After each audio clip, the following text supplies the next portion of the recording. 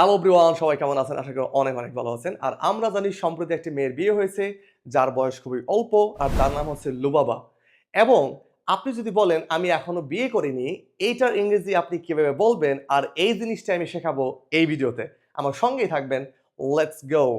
খেয়াল করবেন, আমি এখনো বিয়ে করিনি, এটার ইংরেজি আপনি অনেকভাবে বলতে পারবেন। তবে আমি ৩ টা বাক্য লিখেছি। যেটা আপনার কাছে ভালো লাগে সেটা আপনি বলবেন, কেউ যদি জিজ্ঞেস করে। তবে ১৬ বছরের উপরে, মানে উপরে না, হালকা নিচে যারা আছেন এবং উপরে যারা আছেন অবশ্যই কমেন্ট করবেন আপনারা কি বিয়ে করতে চাচ্ছেন কিনা লুবাবার মতো। খেয়াল করবেন, I am yet to Mary, আমি এখনো বিয়ে করিনি। এখানে মজার বিষয় হচ্ছে দেখেন, I am not yet to Mary এটা না লেখার পরেও অটো কিন্তু নেগেটিভ বোঝানো হয়েছে। তাহলে খেয়াল রাখতে হবে কোনো জায়গায় যদি দেখেন যে বি ভার্ব আছে এখানে, মানে এম, ইজ, আর, তারপরে ইয়েট রয়েছে এবং টু, এরপরে plus V one, I mean ভার্বের বেস ফর্ম, তাহলে এটা নেগেটিভ বোঝাবে auto.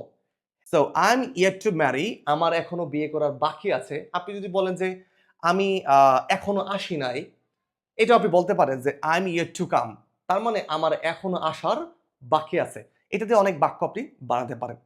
Next one, I haven't got married yet. এখন কিন্তু দেখেন আই হ্যাভেন্ট লিখেছি, এটা প্রেজেন্ট পারফেক্ট টেন্স, যারা টেন্স ভালো পারেন।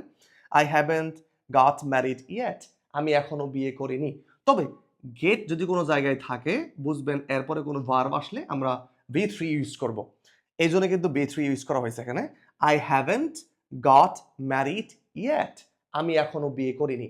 তবে আমার কাছে এই বাক্যটা মানে খুব একটা ভালো লাগে না, মানে বলতে কঠিন। উপরেরটা কিন্তু সহজ বলাটা, তবে এটাও রাইট। ঠিক আছে।